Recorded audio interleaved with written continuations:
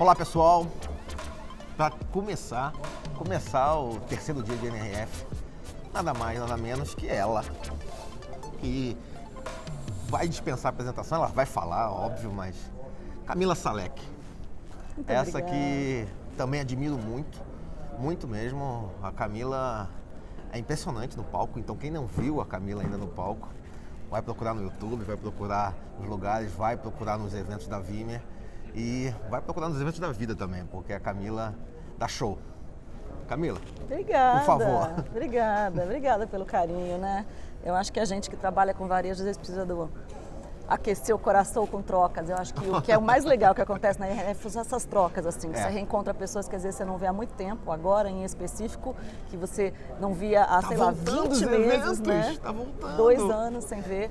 Então estão sendo trocas muito boas e muito importantes para mim aqui também.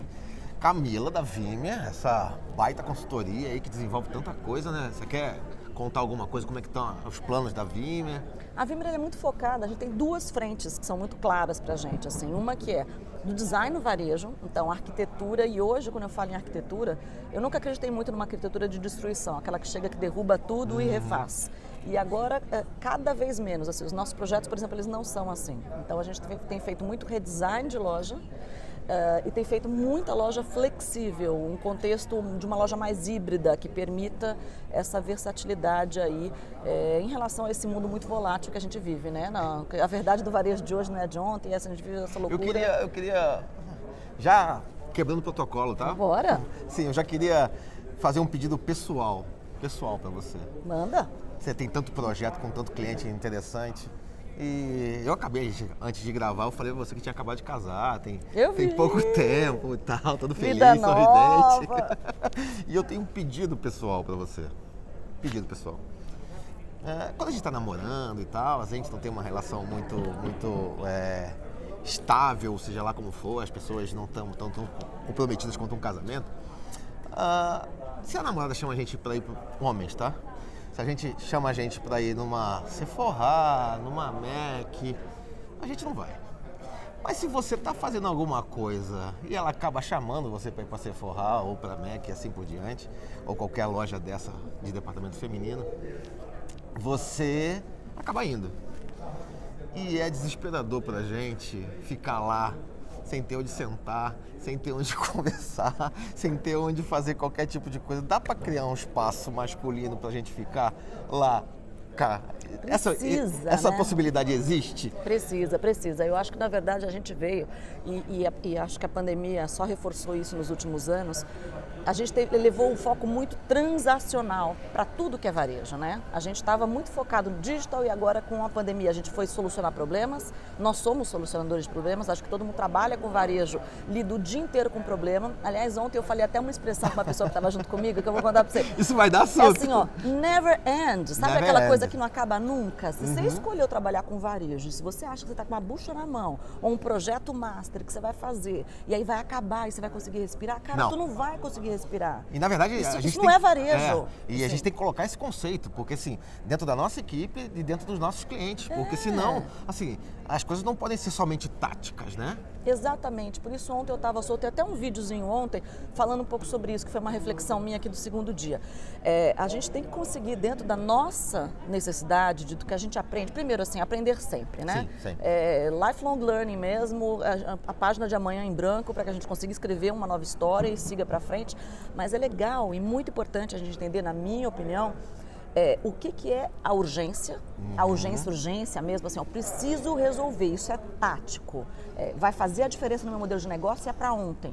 E o que é emergente?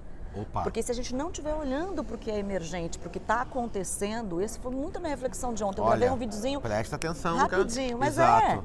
assim, os movimentos emergentes, gente, eles vão ser urgentes em menos de 2 anos. Isso aí.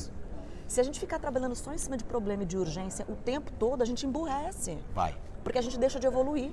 Então, estar num evento desse e voltar para o Brasil e querer aplicar tudo para ontem, tá errado. Tá errado. O para ontem é o urgente. Aí eu tenho uma bolinha aqui que é 70% urgente. Qual que é o meu 30% que é esse emergente? Os labs de varejo, que para mim é uma grande aposta para 2022 e 2023, nós vamos operar muitos laboratórios de varejo, eles servem para isso. Eu falei que a Vimeo é focada em store design no lado, mas o outro lado é campanha, é ativação de varejo, é o contato frente a frente, é usar a loja como ponto de contato com pessoas, né? A marca conversando com pessoas. Então o laboratório de varejo, ele vai permitir a gente testar coisas que eu não sei nem se vão dar certo. Mas eu preciso testar agora, porque se eu for testar daqui 2 anos, eu vou testar tarde demais. A gente vai conversar também com o pessoal da Localiza aqui, e eles estão pensando exatamente assim. É? Exatamente assim. E a gente começa a falar que é muito mais um ponto de interação que ele até vende. O cliente até compra. Mas assim, ele tem que interagir com tudo de uma maneira fluida ali, né?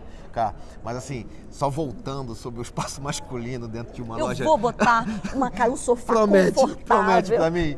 Sabe por quê? As nossas lojas têm, hein? Então, Todos os nossos projetos têm. Por que eu tô falando isso? Eu tenho Acabamos de certeza que abrir se você tem um espaço masculino, eu tenho certeza que esses dados vão ser disponibilizados por você, tenho certeza que aumenta a retenção e a fidelidade da cliente e aumenta também o valor lá, o ticket médio. Porque se o cara tá quietinho ali, eu, por exemplo, eu fiquei 2h30 esperando e, tipo assim, cada vez que ela entrava no corredor, eu falava, vambora. É desesperador, né? Vambora. Desesperador. Se eu tô quietinho lá, ela vai gastar e vai continuar. Então, assim... E não é só pro homem, não. Para muitos segmentos, por exemplo, Sim. Que a mãe é a shopper principal, mas ela Isso. compra, por exemplo, uma criança, é legal você ter esse espaço também para criança. A gente refez agora projetos de 2 marcas de varejo do segmento infantil, por exemplo. Lá nós tivemos que mexer bastante, porque o redesenho de jornada hoje, ele fala muito sobre isso. Então, quando você entende que você está trabalhando para alguém e que esse alguém não é quem está aqui dentro da sua empresa, é quem está lá fora comprando de você, você precisa entender qual que é o caminho que essa pessoa percorre. Como ela entra na loja, se ela entra acompanhada ou não, se ela entra acompanhada, o que você faz com o acompanhante. E aí você começa a traçar uma jornada de varejo que ela é muito mais gostosa do que uma jornada transacional, que é o que a gente tem hoje. Olha isso é muito importante. Você pega um gancho para mim, cara, porque dentro desse planejamento todo, ontem a gente ouviu, e a gente está ouvindo isso regularmente aqui, a gente vai começar a falar das palestras de conteúdo, e depois eu quero saber também das lojas que você visitou, porque eu sei que você é acelerada, vocês estão vendo. E aí, assim, falou-se muito sobre, na verdade, tipo, pensando, se é para colocar o consumidor no centro e trabalhar a experiência dele, mas quem é que está pensando nas expectativas desse consumidor, desse cliente? Quem está antecipando, de certa maneira, quais são as expectativas onde ele vai criar, onde ele vai ver nesse mundo volátil, né, que está mudando pela primeira vez com as 5 gerações fazendo parte do consumo ali. As expectativas desse cliente fazem com que a gente planeje melhor e traga outras possibilidades. O que você viu dentro da NRF que te chamou muita atenção? Eu tenho certeza que a gente vai falar da Carla, que a gente acabou de ver, que pra mim... Que falou de pessoas, né? E que falou de liderança, falou de gente. Falou de gente, e falou de comportamento, falou de como você pode ter coragem, falou de como você pode construir essa parceria, a relação entre empregadores e empregados, a relação... Bem, já estou contando tudo, mas assim, na verdade eu quero saber de você. Eu quero saber de você. Tirando a Carla, que pra mim foi a melhor, eu também acho que pra você foi a melhor, mas o que te chamou a atenção? Metaverso, outras tecnologias, gente, customer, o que foi? Eu sou uma entusiasta do metaverso, né? Então já vou colocar isso aqui, que eu falei de metaverso pela primeira vez tem quase 3 anos. Olha que legal. E aí ninguém entendia absolutamente nada e eu falei, gente, espera que o negócio vai acontecer. Avatar. E aí vem.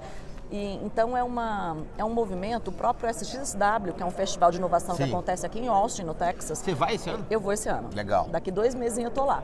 Então, ele eu tô com o ingresso, não sei se eu vou ainda. Eu vou. Porque a gente não conseguiu ir em 2020, né? E aí eles deram a possibilidade de trocar, eu tô com o ingresso e não sei ainda se eu vou. O ano passado foi online também, né? Foi muito bom.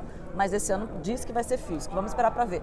Então eu diria para você o seguinte, nós vamos fazer nós estamos decupando esse material, a gente vai fazer um pós-NRF. Eu vou anunciar essa semana ainda. Ótimo. Nós vamos fazer um excelente pós-NRF. Quero que você participe também do nosso. Ah, legal. Tá. A gente troca figurinhas.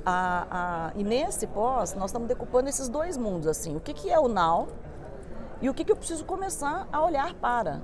Porque muitas vezes, por exemplo, metaverso. Metaverso é um assunto denso. A maior parte das pessoas, e tem muito brasileiro por aqui, Ainda não, só tem brasileiro, aliás, ainda não entendeu o poder extremamente transformador de lidar com o metaverso. O metaverso hoje, quando você olha para a geração alfa, que é uma geração bastante nova, Isso. é uma geração que está criando e está desenvolvendo, é assim, ó, terra de ninguém.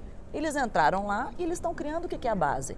Quando uma marca entra para trabalhar com alguém que está criando a base, e esse alguém tem 12 anos de idade, 10 anos de idade, cara, você tem um potencial absurdo de desenvolvimento que vai para a geração Z. A geração Z usa o metaverso ainda hoje, né? Não, vamos ver daqui 2 anos, porque nós estamos falando de agora para daqui 2 anos, como um espaço for fun. Então é onde eu vou ali recuperar energia. O meu óculos chegou ontem, meu Quest 2. Tô louca para usar. Chegou ontem, eu tô levando pro Brasil, amanhã eu tô abrindo. Eu embarco hoje à noite, eu chego lá, a primeira coisa que você vai ser abrir. Você falou uma coisa muito interessante, que é o comportamento e as gerações de acordo com os nativos, né? Vamos imaginar, vamos voltar, e aí você tem que perceber, e essas pílulas que a Camila estão falando aqui, a gente vai cada vez trabalhar elas para vocês entenderem melhor. Eu vou fazer uma analogia.